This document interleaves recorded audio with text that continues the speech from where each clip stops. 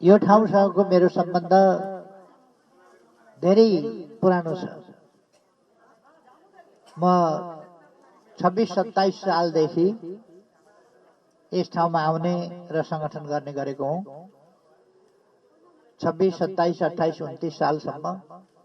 30 सालमा जेल परेपछि मैले यतातिर आउने मौका मिलेको थिएन। जेलबाट छुटेपछि केही समय मैले यता गाउँघरतिर आउने मौका मिलेको थिएन। फेरि 47 सालको अन्तिमबाट फागुन चैतबाट म यो ठाउँमा आउन थालेको। यहाँहरूसँग भेटघाट भइरहेको छ र यहाँहरूले आफैले भनिसक्नु भएको छ यो ठाउँमा ठुलो परिवर्तन आएको छ। म सांसद भएर गएपछि पार्लियामेन्टमा प्रतिपक्षमा थियौँ हामी। त्यसबेला लेराको पुल बनाउनु पर्छ भनेर लेराको पुलको माग मैले सधैँ राख्थेँ। म बोल्न उठेपछि मान्छेहरूले जिस्क्याउने स्थिति हुन्थ्यो। लेराको पुल बनाउन धेरै गाह्रो हो। तर मैले मेची महाकाली नै हुलाकी बाटोलाई हुलाकी राजमार्गमा विकास गरेपछि लेराको पुलको गीत गाइरहनु परेन। लेराको पुल आफै बन्ने भयो। अहिले एउटा मात्रै पुलमा ठेकदारले राम्रो काम नगरेर ठेक्का तोडिएको छ। अब त्यो पुल पनि बन्छ नै, किन यो राजमार्गमा त्यो पुल नबनेर धरै छैन। पुल बन्छ नै, कन्काईको पुल एउटा मात्रै पुल त्यहाँ बन्न बाँकी छ। अर्को कमलाको पुल माटोको परीक्षण र इन्जिनियरिङको गल्तीले गर्दा अलिक भाँसिएको छ। त्यसलाई पुनर्निर्माण गर्नुपर्ने छ। यस्ता एकाध ठाउँमा प्राविधिक कारणले ठेकदारको कारणले केही भएको होला। रतुवाको पुल चाहिने भन्दा साँघुरो छोटो बनाएर त्यसलाई फेरि विस्तार गर्नु पर्यो। त्यो इन्जिनियरिङको त्रुटि हो, नत्र उहिले बनिसक्नु पर्ने थियो। यस क्षेत्रमा त्यस प्रकारका कतिपय कमी कमजोरीहरू ठेकदारले गरिदिने, इन्जिनियरले गरिदिने जस्ता कुराहरूले काम अलिक ढिला भएको हो। तर पनि हामीले काम पुरा गरेका छौँ, पुरा गर्दैछौँ। गौरीगञ्ज, उहिलेको गौरीगञ्ज म सम्झिन्छु। म 26-27 सालमा हिँड्दाको गौरीगञ्ज सम्झिन्छु। आजको गौरीगञ्ज त सेल्फी रोड भन्छन् नि, सेल्फी रोड जस्तै छ। सेल्फी खिच्ने बाटो जस्तै छ गौरीगञ्ज। गौरीगञ्जमा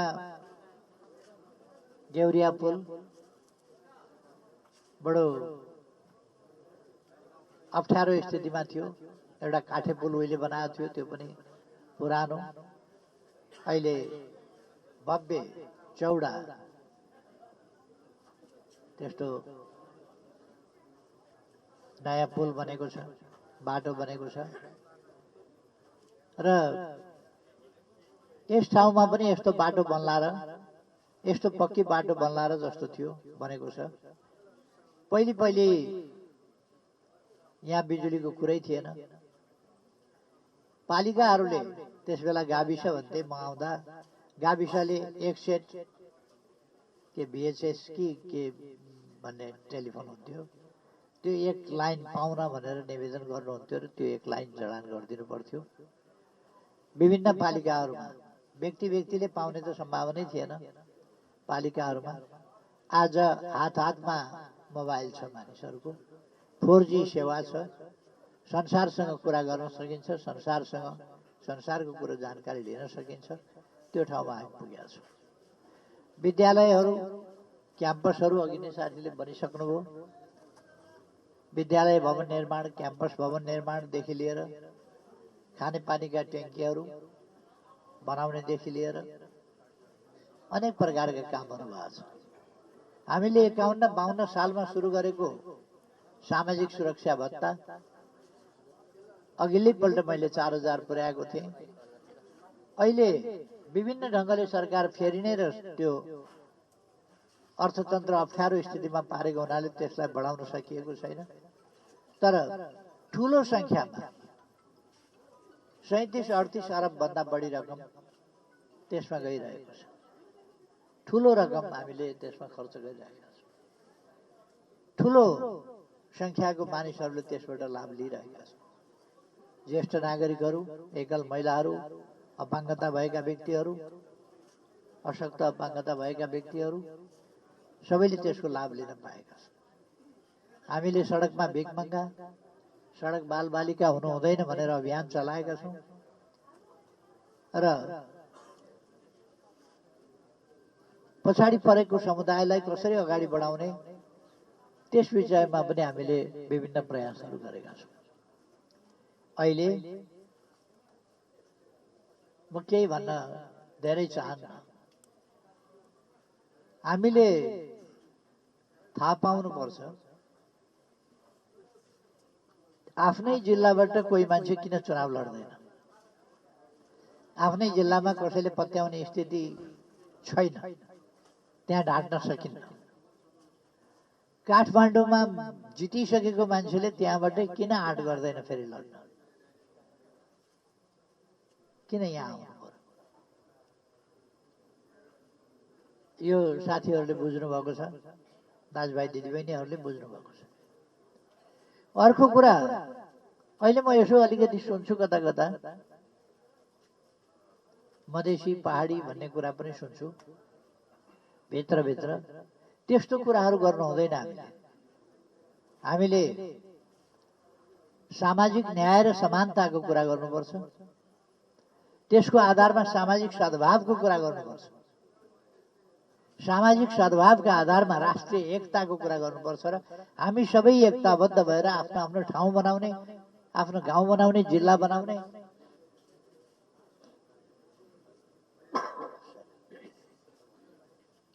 आफ्नो देश बनाउने, यी कामहरू गर्नुपर्छ। त्यो काम विभाजित भएर फाटो गरेर वैमनस्यता मनमा राखेर यो जात त्यो जात भनेर त्यसरी बन्दैन। कुन जातको उम्मेदवार छ त्यो जात भनेर त्यसरी देश बन्दैन। देश बनाउन जातले होइन, विचारले, दृष्टिकोणले, नीतिले, योजनाले, संकल्पले, प्रयासले त्यसले बन्छ देश। त्यसकारण जातका कुरा गरेर हामी हेर्नु हुँदैन। जात भन्दै गयो, जातबाट थर भन्दै गयो, थरबाट गोत्र भन्दै गयो। यी सबै कुरालाई ध्यानमा राखेर हामीले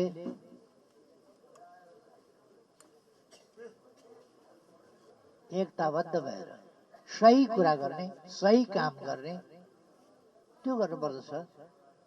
सही पार्टी छान्ने काम गर्नुपर्दछ। अनि फेसन जस्तो लहैलहीमा हामी कुद्नु हुँदैन। उनीहरूले भ्रम फिजाउँछन्। मैले पछाडि परेका ठाउँहरूलाई अगाडि बढाउनु पर्छ भने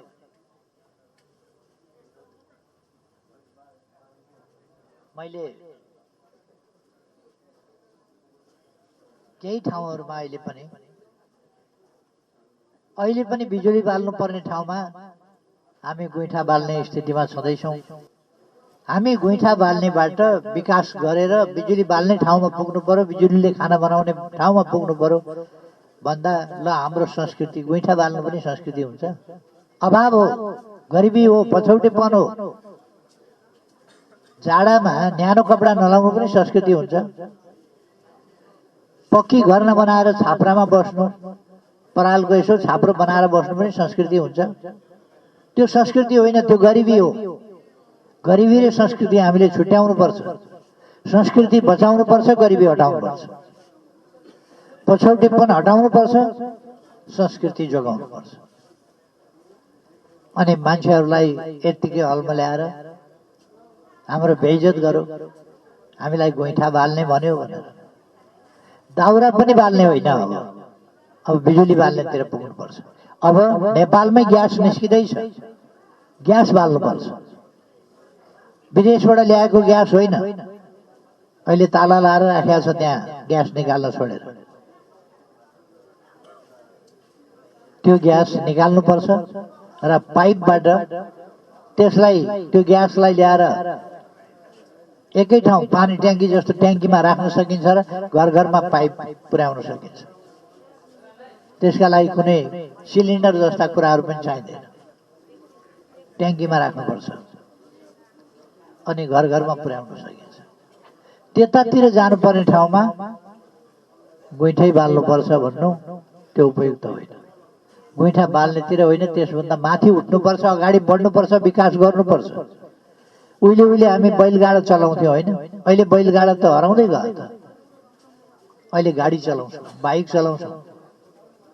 आली आलीबाट साइकल चलाउनु पर्थ्यो अहिले पक्की बाटोमा दौडाउँछौँ त हामी। त्यसकारण हाम्रो संस्कृति भनेको गोरेटो बाटो, घोडेटो बाटो, आलीको बाटो होइन। त्यो संस्कृति होइन, पछौटे पन थियो। अब अगाडि बढाउनुपर्छ।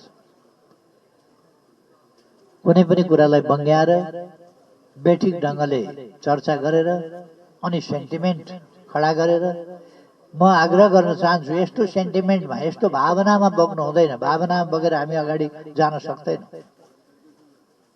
हामीसँग कतिवटा कुप्रथा छ, अन्धविश्वास छ। हामी आफ्नै आमा दिदी बहिनीहरूलाई बोक्सी भन्ने गरिराखेका छौँ अहिलेसम्म। त्यस्ता कुरा हटाउनुपर्छ। त्यो संस्कृति होइन, त्यो हाम्रो परम्परा होइन, अन्धविश्वास हो, पछौटेपन। कोही पनि बोक्सी हुँदैन। मैले धेरै ठाउँमा भन्ने गरेको छु, कोही पनि बोक्सी हुँदैन। बोक्सी छ कोही भने त्यस्तो हुन्छ भने मलाई लगाइदिए हुन्छ भनेकै छु मैले धेरै ठाउँमा। मलाई लगाइदिए पनि त छ कोही बोक्सी भने। तान्त्रिक भनेर सुन्छु त, तान्त्रिक छ भने मलाई लगाइदिए भयो नि त। तन्त्र मन्त्र बोक्सी के छ त्यो मेरै विरुद्ध लगाइदिए हुन्छ। तर हुँदै हुँदैन यो। म यति ढुक्काले किन भन्दैछु भन्दा हुँदै हुँदैन। बोक्सी विद्या भन्छन्, बोक्सी विद्यै हुँदैन। बोक्सी लाग्यो भन्छ लागेका छौँ। यस्तो अन्धविश्वासमा बाँच्न हुँदैन। आजको हामीले अब छोराछोरी अनिवार्य रूपमा पढाउनुपर्छ, छोरी पढाउनुपर्छ, त्यतापट्टि लाग्नुपर्छ। छोरीहरूलाई स्कुल पढाउनुपर्छ, स्कुलबाट छोरी निकाल्नु हुँदैन, छोरा निकाल्नु हुँदैन। उच्च शिक्षा लिन दिनुपर्छ। 20 वर्ष हामीले दुःख गर्यौँ भने, छोराछोरी पढायौँ भने 20 वर्षपछि डाक्टर, इन्जिनियर, वकिल, म्यानेजर भएर छोराछोरीले गरिबी हटाइहाल्छ। गरिबी हटिहाल्छ 15-20 वर्षमा। खाली छोराछोरी पढाउन सक्नुपर्छ। छोराछोरी पढाउँ। छोराछोरी पढाउने कुरामा अनुकूलता मिलाउने, विद्यालय बनाउने, कापी कलम दिने, खाजाको व्यवस्था गर्ने, निशुल्क पाठ्य पुस्तक दिने, बालबालिकालाई हामीले ती सुविधाहरू दिइरहेका छौँ भने पढाउनेतिर लागौँ। अब कुनै पनि जातिका बालबालिकाहरू, कुनै पनि ठाउँका बालबालिकाहरू अनपढ हुनु हुँदैन, अशिक्षित हुनु हुँदैन। उनीहरूलाई शिक्षा अनिवार्य रूपमा दिउँ। देश विकासको पहिलो आधारै शिक्षा हो। उनीहरूलाई सफा सुग्घर कसरी रहने सिकाउँ र उनीहरूलाई मेहनत कसरी गर्ने, ती कुराहरू सिकाउँ। सामान्य कुराहरू हो, तर हरेकले सामान्य कुराहरू गर्दै गएर देश विकासको बलियो जग हामी बनाउँछौँ। अहिले त हल्ला चलाएर केपी ओलीले 76 जना बालबालिका मार्यो, बच्चाको हत्या गर्यो भन्ने एउटा स्याल हुइयाँ मचाएका छ। यो माथि लुट्न पठाइदिने, माथिल्लो तलामा तलबाट आगो लगाइदिने मान्छे निस्किन नपाएर 54 जना मान्छेहरू त्यसरी मरेका छन्। आग लागि गरेका ठाउँबाट, लुट्न गएका ठाउँबाट मरेका छन् त्यसरी। कतिपय जेल फोडेर भाग्दाखेरि मरेका छन्।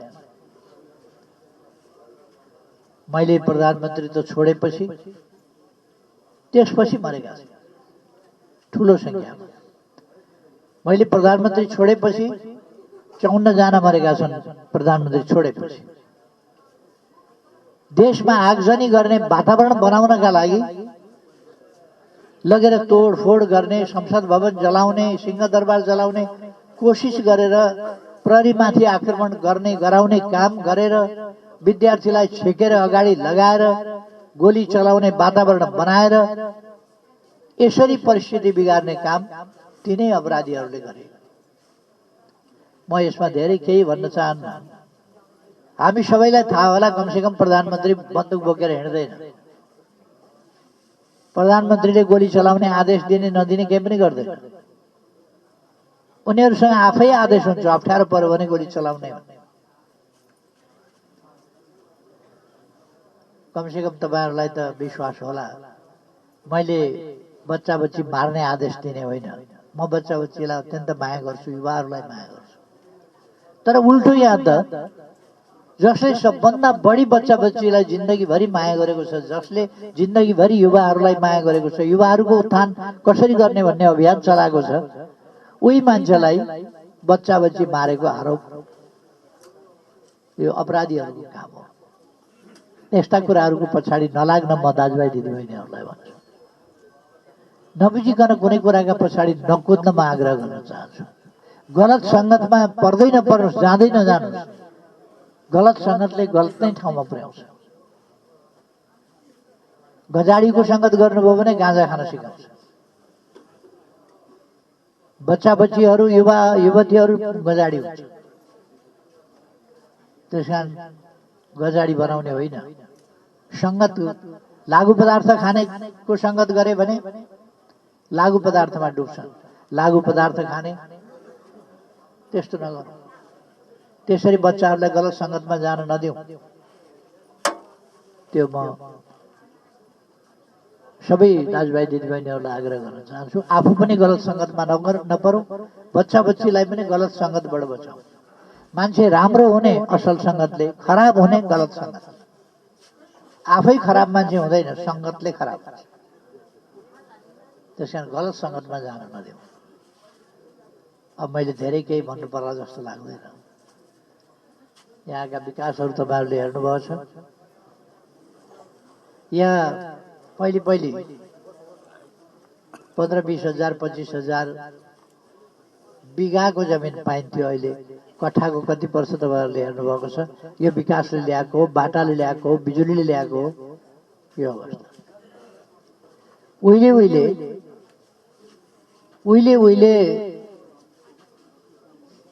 जुत्ता चप्पल लगाएको मान्छे भेट्नु भनेको साह्रै कठिन कुरा थियो। अहिले जुत्ता चप्पल नलागेको मान्छे भेटिँदैन। त्यो परिवर्तन आएको छ। उहिले गाउँतिर बस्दा साक्षर भएको मान्छे भेटिँदैन थियो। अहिले प्राय निरक्षर भेटिन छोडेको छ। अब पुरानो पुस्ताको मान्छेहरू पढ्न नपाएको, फेरि नपढेको बेग्लै कुरा हो। परिवर्तन आएको छ। परिवर्तन ल्याउने हो। परिवर्तन आगो लाएर हुँदैन, परिवर्तन निर्माण गरेर हुन्छ। भुइँचालोले 8.5 लाख 9 लाख घरहरू भत्कायो। सबै घरहरू हामीले बनाएर पीडितहरूलाई जिम्मा दियौँ।